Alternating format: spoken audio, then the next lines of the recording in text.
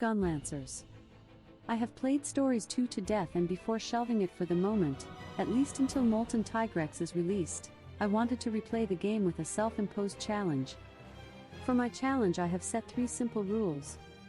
The first one and the most essential one, only the mandatory battles. This means no random encounters and no quests. The main objective of this challenge is to clear the game with the lowest possible character level for both the sake of challenge and for asserting how hard the game is if you skip most of the content and rush it. The second objective was to use only the earliest monsties in the game. This is another assertion about the game. If it's worth spending time hatching eggs, or if a starting lineup of monsties is more than enough to clear the game. Here I go primarily for those monsties you fight in the early game. The first few battles basically forces you to pick the egg of the monster you just defeated. This made me pick a party composed by Ranmar, Canis Velocidrome, Kulu, Aptonath, Boldrome, Puke, and finally Rather, who is mandatory to use and keep in your party. This is a balanced party of 2 tech monsties, 1 speed monstie and 3 power monsties. It is not possible to get a second speed monstie that early in the game, and getting a second one would be against my rules. The final rule is no rite of channeling at all. I wanted first to make the rule of only channeling the mandatory monstie I would get after beating a boss, but I saw that I was beating every anyway, so in the end I was able to beat the game with the monsties out of the box.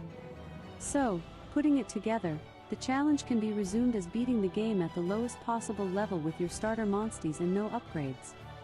These rules make even the normally broken Aptonath to be very tame to use. He lacks offensive skills and only can be used reliably against tech monsters or by using gunlance to fill the kinship gauge. Also, there are a lot of scripted fights in the game that disables the capacity of Aptonath to down the enemies. Basically, in these cases becomes the very worst kinship attack in the game. I divide the challenge by the main areas you fight around. These are the areas. Demo Island, featuring everybody's favorite Kana. Old Forest, featuring Cinnamon Roll Alwyn. Winter, featuring Fuzzfangs and Toes Bean's Crazy Lady. Desert, featuring Grover 2. Bloom, featuring Tsukino's Lackey. Volcano, featuring the Dashing Cheval. And the Red Pits and Forbidden Land, featuring once again Tsukino. I'm not going to be shy of spoilers, warn you. The island is your tutorial zone and there is not much challenge here. The 3 first fights of Aptonaths, Velocipres and Kulu, and are straight up tutorials with lots of you must do this now and don't allow you to do anything else. Velocidrome is the first real fight and still is not much of a challenge. It being a 1vs1 fight actually makes it easier since it will not target AI you can't control at all.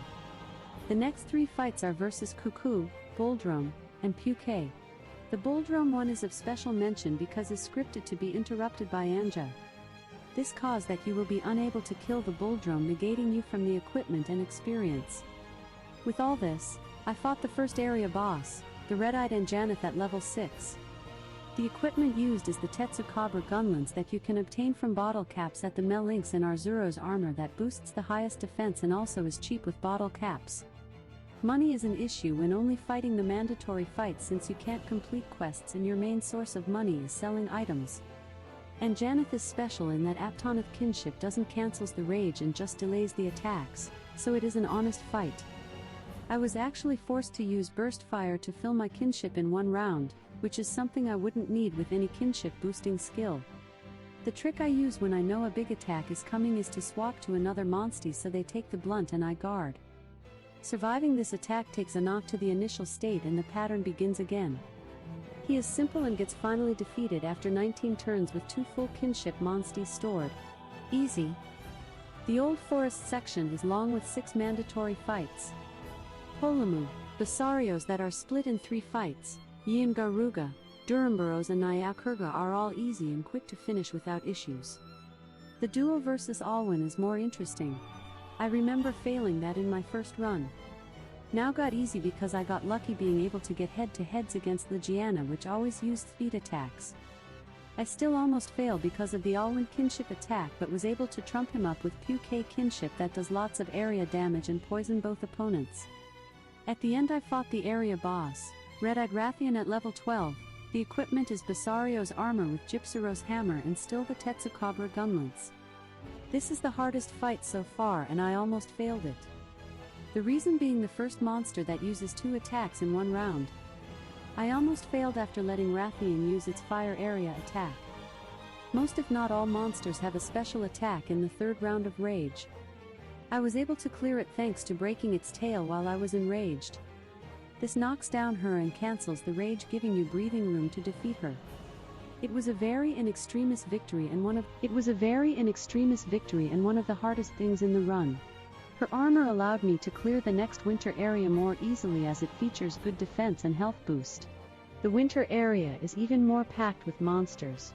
It even has 3 red-eyed monsters: Zamtrios, Kezu, Nair Skyla, Toby, Lumgobi, Baroth, Celta's plus his queen, and 2 versions of Ligiana.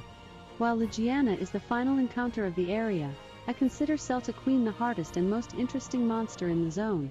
She is special because don't fight alone. This complicates the fight a lot because it makes way harder to pull double attacks since there are a lot of objectives and for your AI and your opponent. The smartest thing to do is to try to ignore the drone as much as possible. After a couple of rounds they will fuse together. In that moment, the Celtas on top will become a targetable part. Focusing your attacks there is the strategy because it will stop her from attacking twice in a turn. The other important moment in the fight is when she is charging her water gun. It takes her 3 rounds to fire, and if you allow it, you are toast. I stop her with the traditional method of tossing a kinship attack to her face. I would also advise to try to avoid killing her with the Celtas just summoned because you will have to fight the drone. But being realistic, you will not know when she is going to die. I also barely did it, but a victory is a victory. An important hint in the game is that there is a Kinship M charm hidden behind the Celta's Queen hole. This makes gaining Kinship much easy. Don't miss it. I finished this area at level 18. In the desert, thanks to the charm and how broken it is brover too, the area is a joke. Especially once you defeat Diablo and you can craft the armor with head-to-head Master L. Paired with the Kinship L charm you find in the Melinks makes gaining full Kinship in a single turn possible at last. There are less monster fights in this zone but a lot of rider versus rider. Anyways, everything is easy until the boss. This is maybe the 2nd hardest hunt in the whole game. Normally the fights in the game are you and your buddy versus a single monster. Here it is you alone versus 2. I failed at first because I got the bad approach of trying to kill the crab first, but that was wrong. The Crimson Crepecco has much less health and is easier to body than before. By making use of PK area attacks I can stop both from attacking me and have several rounds of poison damage. Even facing both at once, I get to defeat Karoo, and then the plump Hermitor is much easier to defeat. He still made me use 2 sonic bombs to avoid my monstie killing himself. After 30 long rounds I win at level 22 and get into the bloom area. The bloom area is extremely short. There are only 3 fights: regular Mizu, Legiacruz and red-eyed Mizutsu. Red-eye Mizu is much easier than the Crimson Kurapiko and is not even worth describing the fight. He gets defeated Sumali at level 24 and we proceed to the Volcano. By the way, I don't bother crafting any more equipment and keep using Diablo's gunlance and hammer with the armor. The Volcano opens with another tough fight for the low-level player. Urjon loves to place mines in the battlefield that explodes after a couple of rounds. These will remove one of your hearts if they explode. There are only 2 ways to prevent it. The first one is using a kinship attack to stop Urjon from placing it. The second way is whenever it is going to explode, ride a monstie. Rather also can survive because of its high fire resistance. Nergigante is the area boss and another tough fight. Well, tough fights are going to be all the monsters after this one. Nergigante main gimmick are the spikes. While the spikes are growing, he gets to attack twice per turn, which always is a bad thing to deal with. And after some turns will use a big attack able to wipe your party, so you must break them swiftly. The first Calamity Smash is scripted to always happen and you can't avoid it. For preventing lose any heart, ride your monstie and don't use your kinship. The Calamity Smash will knock you from the monstie but neither of you will lose a hearth. This will not prevent Rayval or its Wrathian from surviving. After that first inevitable attack, the trick is to fill your kinship and unleash successive kinship attacks to the 3 zones. Don't use 2 kinships in the same part since it is a waste and you must break all 3. Breaking all 3 zones causes Nergigante to drop to the ground for a round of free critical hits. You should be doing pathetic damage against it compared with Cheval, so it is going to take a lot of rounds to put him down. In this run, it took me 33 rounds. And even Eno was surprised we did it at level 27. And with this victory we only have 4 monsters left to kill to clear the game. My last craft is Nergigante Gunlance. Bagelgoose is ironically the easiest of all remaining monsters. He, unlike the other 2, has no super mode, so it is a regular fight using kinship attacks to negate the heavy hitting attacks. But then, here comes Glavenus being simply the hardest fight in the whole run, much harder than anything else.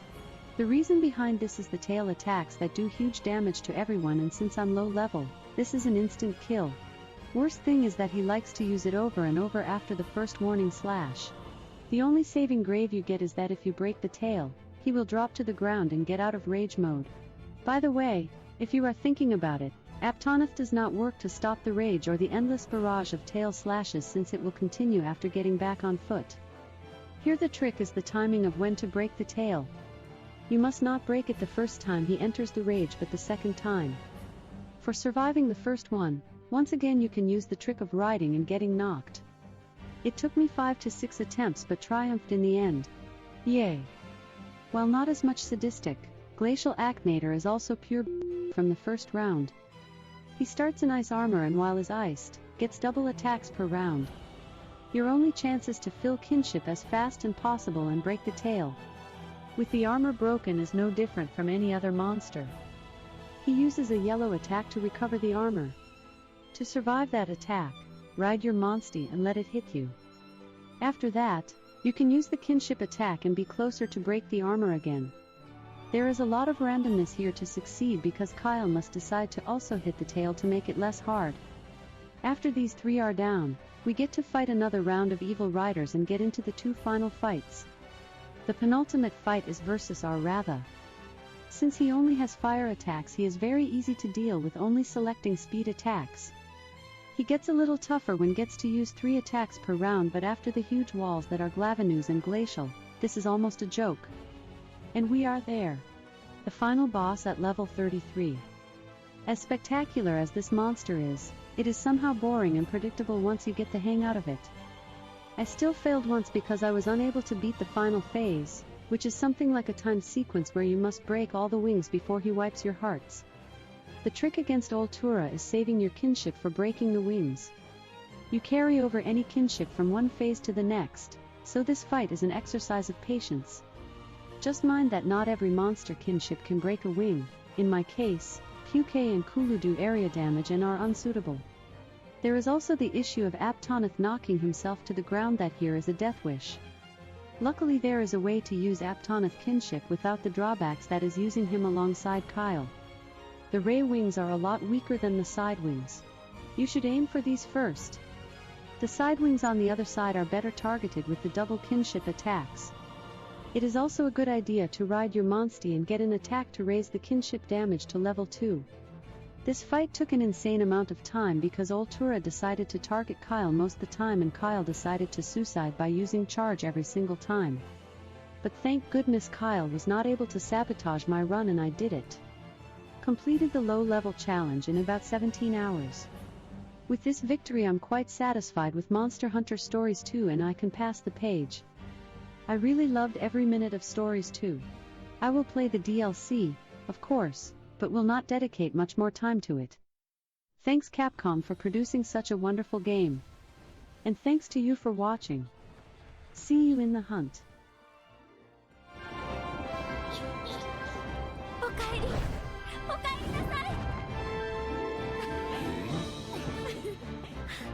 村に帰ってみんなに話して聞かせるよ。あいつやあんたたちと出会って旅をしていろんな経験をしたこと、ライダーとモンスターの絆のことを。